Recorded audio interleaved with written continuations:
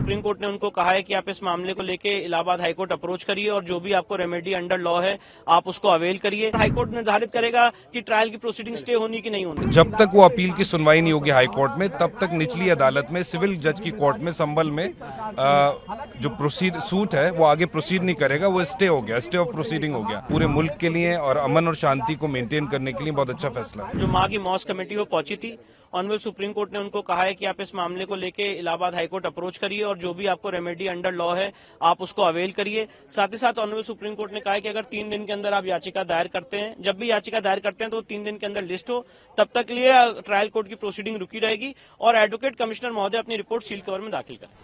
8 जनवरी तक जो trial court की प्रोसीडिंग्स पर रोक लगाई गई है उसका क्या? वैसे ही केस 8 जनवरी को लगा है और उससे पहले हाईकोर्ट अप्रोच करने के लिए कहा गया है, तो उससे पहले ही हाईकोर्ट पहुंच जाएगा मामला और हाईकोर्ट निर्धारित करेगा कि ट्रायल की प्रोसीडिंग स्टे होनी कि नहीं होनी।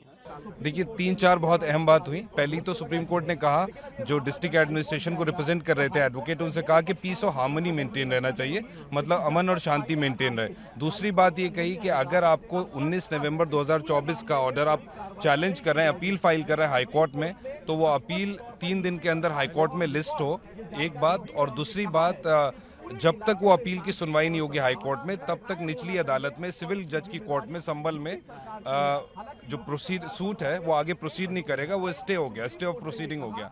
और तीसरी बात उन्होंने अहम ये कही कि अगर कोई एडवोकेट कमिश्नर की रिपोर्ट है, सर्वे रिपोर्ट, उसको सील कवर में रखा जाएगा और उसको सील रखा जाएगा। तो ये 3-4 बहुत अहम बातें कही हैं। मैं समझता हूँ कि बहुत अच्छा फैसला है सुप्रीम कोर्ट का, पूरे मुल्क के लिए और अमन और शांति को मेंटेन करने के लिए बहुत अच्छा फैसला है। सुप्रीम कोर्ट ने उनको कहा है कि आप इस मामले को लेके इलाहाबाद हाईकोर्ट अप्रोच करिए और जो भी आपको रेमेडी अंडर लॉ है आप उसको अवेल करिए। हाईकोर्ट निर्धारित करेगा कि ट्रायल की प्रोसीडिंग स्टे होनी कि नहीं होनी। जब तक वो अपील की सुनवाई नहीं होगी हाईकोर्ट में, तब तक निचली अदालत में सिविल जज की कोर्ट में संबल में जो सूट है वो आगे प्रोसीड नहीं करेगा। वो स्टे हो गया, स्टे ऑफ प्रोसीडिंग हो गया। पूरे मुल्क के लिए और अमन और शांति को मेंटेन करने के लिए बहुत अच्छा फैसला है। जो माँ की मौस कमेटी वो पहुंची थी, ऑनरेबल सुप्रीम कोर्ट ने उनको कहा है कि आप इस मामले को लेके इलाहाबाद हाईकोर्ट अप्रोच करिए और जो भी आपको रेमेडी अंडर लॉ है आप उसको अवेल करिए। साथ ही साथ ऑनरेबल सुप्रीम कोर्ट ने कहा है कि अगर 3 दिन के अंदर आप याचिका दायर करते हैं, जब भी याचिका दायर करते हैं तो 3 दिन के अंदर लिस्ट हो, तब तक के लिए ट्रायल कोर्ट की प्रोसीडिंग रुकी रहेगी और एडवोकेट कमिश्नर महोदय अपनी रिपोर्ट सील कवर में दाखिल करें।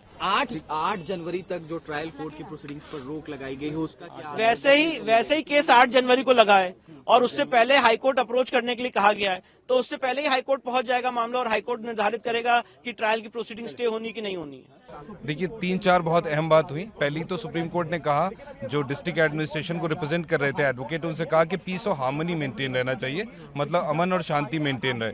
दूसरी बात ये कही कि अगर आपको 19 नवंबर 2024 का ऑर्डर आप चैलेंज कर रहे हैं, अपील फाइल कर रहे हैं हाईकोर्ट में, तो वो अपील 3 दिन के अंदर हाईकोर्ट में लिस्ट हो, एक बात। और दूसरी बात, जब तक वो अपील की सुनवाई नहीं होगी हाईकोर्ट में, तब तक निचली अदालत में सिविल जज की कोर्ट में संबल में जो सूट है वो आगे प्रोसीड नहीं करेगा। वो स्टे हो गया, स्टे ऑफ प्रोसीडिंग हो गया। और तीसरी बात उन्होंने अहम ये कही कि अगर कोई एडवोकेट कमिश्नर की रिपोर्ट है, सर्वे रिपोर्ट, उसको सील कवर में रखा जाएगा और उसको सील रखा जाएगा। तो ये 3-4 बहुत अहम बातें कही हैं। मैं समझता हूँ कि बहुत अच्छा फैसला है सुप्रीम कोर्ट का, पूरे मुल्क के लिए और अमन और शांति को मेंटेन करने के लिए बहुत अच्छा फैसला है।